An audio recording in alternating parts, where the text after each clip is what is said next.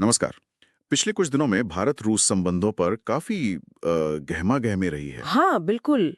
और इसकी खास वजह है विदेश मंत्री डॉक्टर एस जयशंकर का हालिया रूस दौरा। जी, 19 से 21 अगस्त का। हाँ, 3 दिन का। और ये दौरा ऐसे समय हुआ जब भारत पर अपने ऊर्जा रिश्तों को लेकर अमेरिकी दबाव की भी खबरें थी। सही बात है।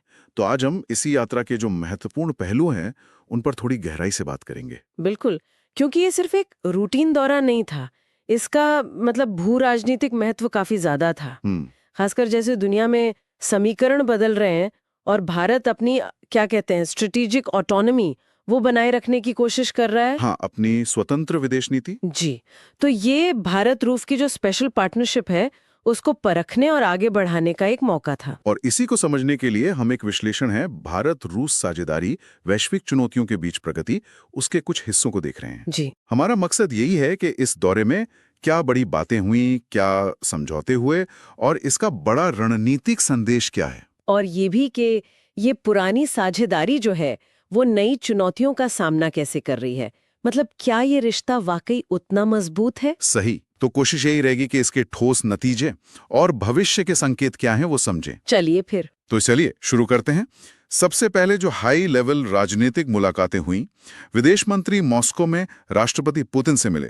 ये अपने आप में एक बड़ा संकेत है। निश्चित रूप से किसी विदेश मंत्री का सीधे राष्ट्रपति से मिलना ये मतलब रिश्तों की अहमियत दिखाता है। हाँ, डॉक्टर जयशंकर ने राष्ट्रपति मुर्मू और प्रधानमंत्री मोदी जी की शुभकामनाएं दी और बातचीत का दायरा भी काफी बड़ा था। क्या क्या मुद्दे थे?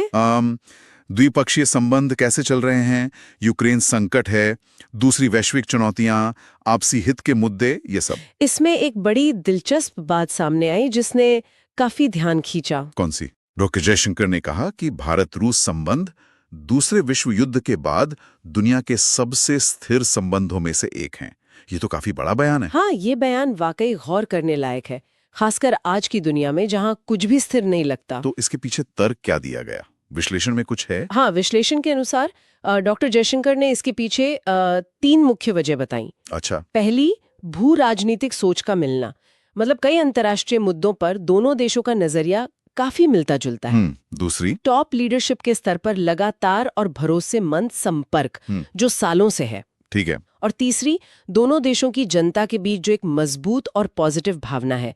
उनका मानना था कि ये तीनों चीजें मिलकर इस रिश्ते को एक असाधारण स्थिरता देती हैं। ये समझना जरूरी है कि स्थिरता का आधार सिर्फ हित नहीं, बल्कि लीडरशिप, संपर्क और लोगों की भावनाएं भी हैं। बिल्कुल। राष्ट्रपति पुतिन के अलावा अपने समकक्ष यानी विदेश मंत्री लावरोव से भी लंबी बातचीत हुई। लावरोव के साथ बातचीत आमतौर पे ज्यादा डिटेल में होती है, एजेंडा पर फोकस रहता है।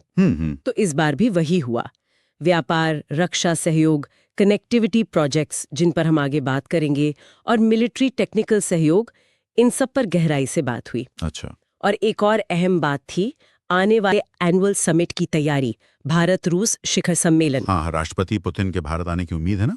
जी, 2025 के अंत तक, और ये यूक्रेन संघर्ष शुरू होने के बाद उनकी पहली भारत यात्रा होगी। तो ये अपने आप में काफी महत्वपूर्ण मानी जा रही है। यानी राजनीतिक लेवल पर न सिर्फ रिश्ते मजबूत हैं, बल्कि आगे का रोड मैप भी बन रहा है। बिल्कुल। चलिए अब आते हैं आर्थिक मोर्चे पर। ये इस यात्रा का एक बहुत बड़ा फोकस था। 26वीं भारत रूस इंटर गवर्नमेंटल कमीशन यानी IRIGC टेक की बैठक हुई। नाम थोड़ा लंबा है। हाँ, IRIGC टेक यानी व्यापार, आर्थिक, वैज्ञानिक, तकनीकी और सांस्कृतिक सहयोग पर अंतर सरकारी आयोग। ये असल में दोनों देशों के आर्थिक संबंधों की रीढ़ की हड्डी है। अच्छा। और ये बैठक वाकई यात्रा का एक मुख्य आकर्षण थी। इसकी सह अध्यक्षता डॉक्टर जयशंकर और रूस के पहले उप प्रधानमंत्री डेनिस मंटुरोव ने की। मंटुरोव रूस में उद्योग और व्यापार के एक बड़े नाम हैं। तो ये काफी हाई प्रोफाइल मीटिंग थी। जी हाँ, ये मंच आर्थिक सहयोग के हर पहलू को देखता है और आगे की रूपरेखा तय करता है। इस बैठक में सबसे बड़ा लक्ष्य क्या रखा गया? सुना है व्यापार को लेकर बड़े आंकड़े सामने आए हैं। हाँ, सबसे बड़ा और चर्चित लक्ष्य है 2030 तक द्विपक्षीय व्यापार को 100 बिलियन अमेरिकी डॉलर तक पहुंचाना। 100 बिलियन। अभी कितना है? अभी करीब 66 बिलियन डॉलर है। पिछले कुछ सालों में तेजी से बढ़ा है ये, खासकर रूस से भारत के तेल आयात की वजह से। और भारतीय पक्ष ने तो ये भी कहा है कि ये 100 बिलियन डॉलर का लक्ष्य शायद 2030 से काफी पहले ही पूरा हो जाए। 66 से 100 बिलियन डॉलर, ये तो बहुत तेज ग्रोथ होगी। लेकिन जैसा आपने कहा, इसमें तेल का बड़ा हिस्सा है। हाँ, तो भारत का व्यापार घाटा भी तो बहुत ज्यादा है रूस के साथ। बिल्कुल सही, करीब 57 बिलियन डॉलर का। बिल्कुल। और ये एक बहुत ही महत्वपूर्ण सवाल है। तो क्या बैठक में सिर्फ व्यापार बढ़ाने पर ही जोर था या इस घाटे को कम करने पर भी बात हुई? नहीं, इस पर गंभीरता से चर्चा हुई। सिर्फ आंकड़ा बढ़ाना ही लक्ष्य नहीं है, उसे ज्यादा संतुलित और विविध मतलब डाइवर्सिफाइड बनाना भी प्राथमिकता है। तो भारत क्या बेच सकता है रूस को? और डॉक्टर जयशंकर ने जोर दिया कि रूसी आयात में भारतीय फार्मा यानी दवाएं, कृषि उत्पाद, टेक्सटाइल्स और अहम बात आईटी सर्विसेज की हिस्सेदारी बढ़ाई जाए। ये भारत के लिए बहुत जरूरी है व्यापार घाटा कम करने के लिए। इसे करने के लिए क्या ठोस कदम उठाए जा रहे हैं? सिर्फ बातें हुई या कोई मैकेनिज्म भी है? नहीं, कई प्रैक्टिकल कदमों पर सहमति बनी। पहला, टैरिफ और नॉन टैरिफ बाधाएं, मतलब जो कस्टम ड्यूटी वगैरह हैं या जो दूसरी रुकावटें हैं, उनको पहचान कर दूर करना। जैसे सर्टिफिकेशन वगैरह की दिक्कतें। हाँ, बिल्कुल। दूसरा, लॉजिस्टिक्स यानी माल ढुलाई की बाधाओं को दूर करना। इसमें कनेक्टिविटी प्रोजेक्ट्स काम आएंगे। ठीक। तीसरा, 2030 तक के लिए एक डिटेल्ड इकोनॉमिक कॉपरेशन प्रोग्राम को फाइनल करना। इसमें खास सेक्टर्स की पहचान होगी। ओके। और चौथा, भारत और यूरेशियन इकोनॉमिक यूनियन EAU के बीच फ्री ट्रेड अग्रीमेंट FTA की बातचीत को तेज करना। EAU, इसमें रूस के अलावा और कौन है? इसमें रूस के अलावा कजाकिस्तान, बेलारूस, आर्मेनिया और किर्गिस्तान है। अच्छा, तो ये FTA भारत के लिए सेंट्रल एशिया और पूर्वी यूरोप का एक बड़ा बाजार खोल सकता है। जी बिल्कुल। तो इस IRIGC टेक बैठक का फाइनल नतीजा क्या रहा? कोई डॉक्यूमेंट साइन हुआ? हाँ, बैठक के आखिर में 26वें सत्र के प्रोटोकॉल पर दस्तखत हुए। ये डॉक्यूमेंट एक तरह से इन सारी सहमतियों को ऑफिशियल बनाता है और एक संतुलित, विविध और टिकाऊ व्यापार के लिए दोनों देशों की कमिटमेंट को दिखाता है। आर्थिक मोर्चे पर तो ये काफी ठोस प्रगति लग रही है। अब उन स्ट्रेटेजिक पहलुओं पर आते हैं जिनका आपने जिक्र किया था, ऊर्जा और कनेक्टिविटी। हाँ, ऊर्जा सहयोग तो पहले से ही काफी मजबूत है ना? जी हाँ, ऊर्जा सहयोग तो इस रिश्ते का एक मेन पिलर बना हुआ है और वो जारी है। रूस लगातार भारत का टॉप कच्चा तेल सप्लायर बना हुआ है। कितना हिस्सा है रूसी तेल का भारत के आयात में? पिछले कुछ समय से भारत के कुल तेल आयात का 35% से ज्यादा हिस्सा रूस से आ रहा है। काफी ज्यादा है ये तो। हाँ, और इस यात्रा में भी तेल, गैस और उर्वरक जैसे जो जरूरी क्षेत्र हैं, उनमें लॉन्ग टर्म यानी लंबी अवधि के समझौतों को फाइनल करने पर जोर दिया गया। भारत को अपनी एनर्जी जरूरतों के लिए एक स्थिर और भरोसेमंद स्रोत चाहिए। और रूस वो भूमिका निभा रहा है? बिल्कुल। अच्छा, और कनेक्टिविटी परियोजनाएं, इनकी बहुत बात होती है, जैसे INSTSC, नॉर्दर्न सी रूट। हाँ, क्या इनमें कुछ असली प्रगति दिख रही है या ये अभी कागजों पर ही हैं? ये परियोजनाएं हमेशा की तरह छंदों में ही शुरू होती हैं। रूस इन सभी परियोजनाओं में दिलचस्पी रखता है, मगर इनके पूरा होने में अभी बहुत समय लगेगा। ये सवाल बिल्कुल जायज है। कनेक्टिविटी प्रोजेक्ट्स पर प्रगति थोड़ी धीमी जरूर रही है, लेकिन इस यात्रा में इन पर फिर से जोर दिया गया। 3 खास गलियारों पर चर्चा हुई। कौन कौन से? पहला, international north south transport corridor INSTC।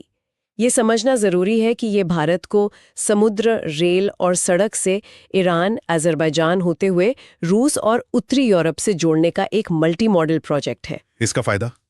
इसका मेन मकसद है पारंपरिक स्वेज नहर वाले रूट के मुकाबले माल ढुलाई का टाइम और कॉस्ट दोनों को लगभग 30-40% तक कम करना। अच्छा, 30-40% तो बहुत है।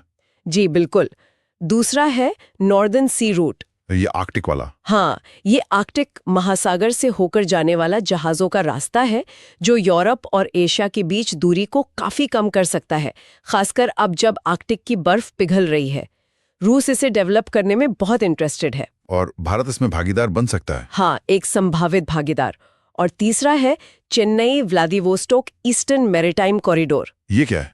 ये भारत के पूर्वी तट को रूस के सुदूर पूर्व से जोड़ने वाला सीधा समुद्री रास्ता है। ये साउथ चाइना सी के व्यस्त रूट का एक विकल्प बन सकता है। तो इन तीनों पर प्रगति की समीक्षा हुई और इन्हें आगे बढ़ाने पर सहमति बनी। अगर ये प्रोजेक्ट सफल होते हैं तो ये ना सिर्फ व्यापार बढ़ाएंगे बल्कि जियोपॉलिटिकली भी बहुत अहम साबित होंगे। ये जानकारी यकीनन उन लोगों के लिए महत्वपूर्ण है जो भारत के व्यापार और लॉजिस्टिक्स के भविष्य को देख रहे हैं। हाँ, कनेक्टिविटी के साथ ही एक और चीज जो बहुत चर्चा में है वो है पेमेंट सिस्टम। रुपया और रूबल व्यापार में कुछ नया हुआ। हाँ, ये इस यात्रा की सबसे खास बातों में से एक है। विश्लेषण के मुताबिक अब भारत और रूस के बीच जो द्विपक्षीय व्यापार है उसका लगभग 90% पेमेंट नेशनल करेंसीज में हो रहा है। 90%? मतलब रुपए और रूबल में? जी हाँ, इसके लिए स्पेशल रुपया वोस्ट्रो अकाउंट्स SRVS का इस्तेमाल हो रहा है। 90%? ये तो वाकई बहुत बड़ा आंकड़ा है। क्या आप आसान शब्दों में समझा सकती हैं कि ये SRVS सिस्टम काम कैसे करता है और इसका महत्व क्या है? जरूर। देखिए, आमतौर पर अंतर्राष्ट्रीय व्यापार डॉलर में होता है ना? हाँ। लेकिन इस सिस्टम में जब भारत रूस से कोई सामान, मान लीजिए तेल खरीदता है, तो भारतीय इंपोर्टर डॉलर के बजाय भारतीय रुपए में पेमेंट करता है। ठीक है। ये रुपया भारत में मौजूद रूसी बैंक के एक स्पेशल अकाउंट में जमा हो जाता है। इसी को वोस्ट्रो अकाउंट कहते हैं। अच्छा। अब जब रूस को भारत से कुछ खरीदना है, जैसे दवाएं, तो वो इसी अकाउंट में जमा रुपए का इस्तेमाल करके भारतीय एक्सपोर्टर को पेमेंट कर सकता है। और यही रूबल के लिए भी हो सकता है? जी, यही प्रक्रिया रूबल के लिए भी हो सकती है। इसका सबसे बड़ा महत्व ये है कि ये डॉलर पर निर्भरता कम करता है और जो पश्चिमी देशों के वित्तीय प्रतिबंधों का डर रहता है उसका असर भी कम करता है। ये दोनों देशों को अपनी करेंसी में ट्रेड करने की सहूलियत देता है। ये तो असल में एक पैरेलल पेमेंट सिस्टम बनाने जैसा है, कुछ हद तक, हाँ। जो मौजूदा जियोपॉलिटिकल माहौल में काफी मायने रखता है। लेकिन जैसा हमने पहले बात की, व्यापार घाटा एक चुनौती है। हाँ, वो है। क्या भारतीय स्किल वर्कर्स के लिए रूस में मौके तलाशने जैसी कोई नई बात भी हुई? हाँ, व्यापार संतुलन साधने की कोशिशों के तहत ये भी एक दिशा है जिस पर बात हुई। भारतीय पक्ष ने रूस के IT, कंस्ट्रक्शन और इंजीनियरिंग जैसे सेक्टर्स में भारतीय स्किल्ड प्रोफेशनल्स और वर्कर्स के लिए मौके तलाशने का मुद्दा उठाया। क्या रूस में जरूरत है इनकी? रूस में कुछ सेक्टर्स में स्किल्ड लेबर की कमी बताई जाती है। भारत इस कमी को पूरा करने में मदद कर सकता है। इससे न सिर्फ ट्रेड बैलेंस में थोड़ी मदद मिलेगी, बल्कि लोगों के बीच संपर्क भी बढ़ेगा। यानी व्यापार बढ़ाने के साथ साथ उसे बैलेंस करने और डाइवर्सिफाई करने के लिए कई लेवल पर कोशिशें हो रही हैं। जी बिल्कुल। इन द्विपक्षीय आर्थिक और राजनीतिक बातों के अलावा ग्लोबल मंचों पर सहयोग का क्या? जैसे UN, ब्रिक्स, SCO, वहां कुछ तालमेल दिखा? बिल्कुल। दोनों देशों ने मल्टीलैटरल मंचों पर अपना सहयोग और गहरा करने पर सहमति जताई। UN सिक्योरिटी काउंसिल UNSC में सुधार की मांग दोहराई गई, ताकि वो आज की दुनिया की सच्चाई दिखाए। जी। भारत UNSC की स्थायी सदस्यता का दावेदार है और रूस लगातार इसका समर्थन करता रहा है। और बाकी ग्रुप्स जैसे G20, ब्रिक्स, SCO? इन ग्रुप्स में भी गहरे कोऑर्डिनेशन पर जोर दिया गया। भारत और रूस दोनों ही इन प्रभावशाली ग्रुप्स के मेंबर हैं और इन्हें एक मल्टीपोलर वर्ल्ड ऑर्डर को बढ़ावा देने वाले अहम मंच मानते हैं। खासकर ब्रिक्स और SCO में चीन की बढ़ती भूमिका के बीच भारत और रूस का आपसी तालमेल और भी जरूरी हो जाता है। सही बात है। इसके साथ ही आतंकवाद के खिलाफ लड़ाई में सहयोग जारी रखने पर भी सहमति बनी। डॉक्टर जयशंकर ने आतंकवाद पर भारत का जो जीरो टॉलरेंस का स्टैंड है उसे फिर से साफ किया। ये तो हुई वैश्विक सहयोग की बात, लेकिन क्या कुछ मुश्किल या सेंसिटिव द्विपक्षीय मुद्दे भी उठे? जैसे वो खबरें थीं कि कुछ भारतीय रूसी सेना में शामिल हो गए थे। हाँ, विश्लेषण बताता है कि इस संवेदनशील मुद्दे को भी उठाया गया। अच्छा। विदेश मंत्री ने रूसी सेना में सेवारत या फंसे हुए भारतीयों का मुद्दा उठाया और जो लोग हिरासत में हैं या लापता हैं उनके पेंडिंग केस के जल्दी समाधान का आग्रह किया। ये दिखाता है कि हाई लेवल बातचीत में ऐसे मानवीय मुद्दों को भी नजरअंदाज नहीं किया गया। जी, ये जानना अच्छा लगा। क्षेत्रीय सुरक्षा के लिहाज से क्या यूक्रेन, पश्चिम एशिया या अफगानिस्तान पर भी बात हुई? हाँ, इन प्रमुख रीजनल हॉटस्पॉट्स पर भी चर्चा हुई। यूक्रेन संघर्ष पर भारत का रुख तो लगातार साफ रहा है कि बातचीत और कूटनीति ही एकमात्र टिकाऊ समाधान है।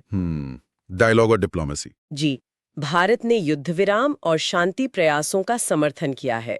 इसी तरह पश्चिम एशिया और अफगानिस्तान की स्थिति पर भी विचारों का आदान प्रदान हुआ, जहां दोनों देशों के अपने अपने हित और चिंताएं हैं। भारत ने सभी संघर्षों में बातचीत के जरिए हल निकालने पर अपना जोर बनाए रखा। अब उस मुद्दे पर आते हैं जिसका जिक्र हमने शुरू में किया था, अमेरिकी टैरिफ दबाव का संदर्भ। हाँ, वो बहुत अहम था। ये यात्रा ठीक उसी समय हुई जब अमेरिका ने रूसी तेल आयात का हवाला देकर भारतीय सामानों पर अतिरिक्त टैरिफ लगाने की घोषणा की थी। इसका क्या असर देखा यात्रा पर? ये एक बेहद महत्वपूर्ण बैकग्राउंड था। यात्रा से ठीक पहले अमेरिका के राष्ट्रपति ट्रंप ने कथित तौर पर रूसी तेल आयात जारी रखने की वजह से कुछ भारतीय सामानों पर एडिशनल 25% टैरिफ लगा दिया। कुल टैरिफ 50% हो गया। इसका मकसद तो साफ था, भारत पर रूस से दूरी बनाने का दबाव डालना। जी बिल्कुल। तो इस दबाव पर डॉक्टर जयशंकर की क्या प्रतिक्रिया रही? क्या भारत थोड़ा नरम पड़ा या अपने स्टैंड पर कायम रहा? नहीं, विश्लेषण के अनुसार डॉक्टर जयशंकर ने भारत का पक्ष बहुत मजबूती और सफाई से रखा। उन्होंने कई बातें कही। जैसे? पहली कि भारत की ऊर्जा सुरक्षा सबसे ऊपर है और इसे सुनिश्चित करना सरकार की जिम्मेदारी है। दूसरी, उन्होंने याद दिलाया कि पहले अमेरिका ने खुद भारत को वैश्विक ऊर्जा बाजारों को स्थिर करने में पॉजिटिव भूमिका निभाने के लिए कहा था, जब दाम बहुत ज्यादा थे। क्या उन्होंने आंकड़ों का भी इस्तेमाल किया? हाँ, उन्होंने ये भी साफ किया कि रूस से सबसे ज्यादा तेल खरीदने वाला देश चीन है, भारत नहीं। अच्छा। और एक बहुत महत्वपूर्ण बात उन्होंने ये भी कही कि भारत सिर्फ रूस पर ही निर्भर नहीं है, वो रूस से तेल खरीदने के साथ साथ अमेरिका से भी अपना तेल आयात बढ़ा रहा है। संदेश साफ था, भारत अपने ऊर्जा स्रोतों को डाइवर्सिफाई कर रहा है और अपने राष्ट्रीय हितों के हिसाब से फैसले लेगा, किसी बाहरी दबाव में आकर नहीं। ये भारत की स्ट्रेटेजिक ऑटोनॉमी को बनाए रखने का एक साफ प्रदर्शन लगता है। बिल्कुल। ये देखना दिलचस्प है कि भारत कैसे एक तरफ अमेरिका के साथ अपने बढ़ते रिश्ते और दूसरी तरफ रूस के साथ अपनी पारंपरिक साझेदारी को बैलेंस करने की कोशिश कर रहा है। ये बहुत ही महीन डिप्लोमेटिक बैलेंसिंग है। निश्चित रूप से ये स्थिति भारत की विदेश नीति के लिए एक बड़ी चुनौती भी है और एक अवसर भी। ये दिखाता है कि भारत अब ग्लोबल स्टेज पर अपनी शर्तों पर अपनी भूमिका निभाने की कोशिश कर रहा है। इस हाई लेवल डिप्लोमेसी के अलावा क्या जमीनी स्तर पर, मतलब संस्थागत और लोगों के बीच संबंधों को मजबूत करने के लिए भी कुछ घोषणाएं हुई? हाँ, कुछ महत्वपूर्ण घोषणाएं भी हुई जिनसे जमीनी स्तर पर रिश्ते मजबूत होंगे। रूस के 2 प्रमुख शहरों कजान और येकातेरिनबर्ग में नए भारतीय कॉन्सुलेट खोले जाएंगे। कजान और येकातेरिनबर्ग? हाँ। ये कहाँ है? कजान तातास्तान की राजधानी है और येकातेरिनबर्ग यूराल क्षेत्र का एक बड़ा इंडस्ट्रियल सेंटर है। तो इससे क्या फायदा होगा? इससे उन इलाकों में व्यापार, निवेश और लोगों के बीच संपर्क बढ़ेगा और वहां रहने वाले जो भारतीय हैं उनको भी मदद मिलेगी। और बिजनेस कम्युनिटी के लिए कुछ खास? इंडस्ट्री और सरकार के बीच बेहतर तालमेल के लिए भारत रूस बिजनेस फोरम को और ज्यादा एक्टिव और असरदार बनाने पर सहमति बनी। अच्छा। इसके अलावा एनर्जी, एग्रीकल्चर, मशीनरी बनाना, हेल्थ केयर और खास तौर पर स्किल्ड मैन पावर मोबिलिटी यानी कुशल लोगों की आवाजाही जैसे क्षेत्रों में जॉइंट वेंचर्स और निवेश को बढ़ावा देने पर भी जोर दिया गया। मतलब कोशिश है कि व्यापार सिर्फ खरीदने बेचने तक ना रहे, बल्कि प्रोडक्शन और इनोवेशन में भी पार्टनरशिप हो। जी बिल्कुल। तो कुल मिलाकर देखें, ये यात्रा सिर्फ संकट संभालने या दबाव का जवाब देने तक ही सीमित नहीं थी, इसमें भविष्य के लिए एक पॉजिटिव एजेंडा भी था। हाँ, ऐसा लगता है। अगर हम पूरी यात्रा के रणनीतिक संदेश और भविष्य के नजरिए को समेटना चाहें तो क्या कहेंगे? सबसे प्रमुख संदेश तो भारत की स्ट्रेटेजिक ऑटोनॉमी पर उसका अटल रहना है, खासकर अपनी एनर्जी सिक्योरिटी जैसे जरूरी राष्ट्रीय हितों के मामले में। डॉक्टर जयशंकर की मुलाकातों और बयानों ने ये साफ कर दिया कि भारत अपनी विदेश नीति के फैसले बाहरी दबावों के आधार पर नहीं लेगा। वो एक मल्टीपोलर दुनिया में विश्वास रखता है और अलग-अलग शक्तियों के साथ अपने रिश्तों को अपने हितों के अनुसार बैलेंस करेगा। और रूस के साथ संबंधों के भविष्य के लिए क्या संकेत मिलते हैं? ये यात्रा राष्ट्रपति पुतिन की जो आने वाली भारत यात्रा है उसके लिए एक बहुत मजबूत जमीन तैयार करती है। हाँ, जो साल के अंत में होनी है। जी, जैसा मैंने पहले कहा, ये यूक्रेन संघर्ष के बाद उनकी पहली भारत यात्रा होगी और इससे रिश्तों को एक नई रफ्तार मिलने की उम्मीद है। उम्मीद है कि इस यात्रा के दौरान पारंपरिक क्षेत्रों जैसे रक्षा और ऊर्जा के साथ साथ कनेक्टिविटी, डिजिटल इकोनॉमी, आर्कटिक सहयोग और फार्मा जैसे नए उभरते क्षेत्रों में भी सहयोग को और आगे बढ़ाया जाएगा। तो संक्षेप में कहें तो इस मॉस्को यात्रा ने न केवल भारत-रूस संबंधों के लचीलेपन, मतलब रेजिलियंस को साबित किया, हाँ, बल्कि ये भी दिखाया कि ये साझेदारी बदलती दुनिया के साथ खुद को ढालने, मतलब अडेप्ट करने की क्षमता रखती है। बिल्कुल।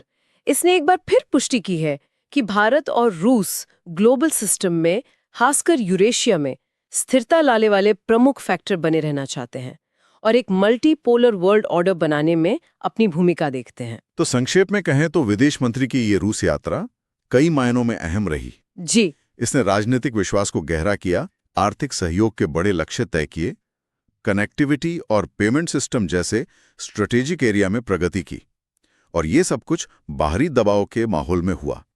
इसने भारत की स्वतंत्र विदेश नीति को फिर से रेखांकित किया। हाँ, ये इस पार्टनरशिप की मौजूदा स्थिति और भविष्य की दिशा दोनों का एक साफ आईना था। चलिए, अब इस गहरी चर्चा को समाप्त करते हैं एक अंतिम विचारोत्तेजक प्रश्न के साथ। जी। हमने देखा कि भारत और रूस वैकल्पिक पेमेंट सिस्टम जैसे रुपया रूबल और SVAS और वैकल्पिक ट्रांसपोर्ट कॉरिडोर जैसे INST, NSR पर काफी जोर दे रहे हैं। हाँ, ये बहुत महत्वपूर्ण है। सोचिए, अगर ये सिस्टम और कॉरिडोर जो मौजूदा पश्चिमी केंद्रित वैश्विक वित्तीय और व्यापारिक ढांचे से काफी हद तक स्वतंत्र या उसके पैरेलल हैं, सफल होते हैं और मजबूत होते हैं, तो पारंपरिक वैश्विक व्यापार मार्गों और डॉलर आधारित वित्तीय प्रणाली पर इसके दीर्घकालिक यानी लंबे समय में क्या प्रभाव पड़ सकते हैं? क्या हम धीरे धीरे एक ज्यादा बंटी हुई या क्षेत्रीकृत वैश्विक अर्थव्यवस्था की ओर बढ़ रहे हैं? इस पर विचार करना दिलचस्प होगा। वाकई ये सोचने वाली बात है।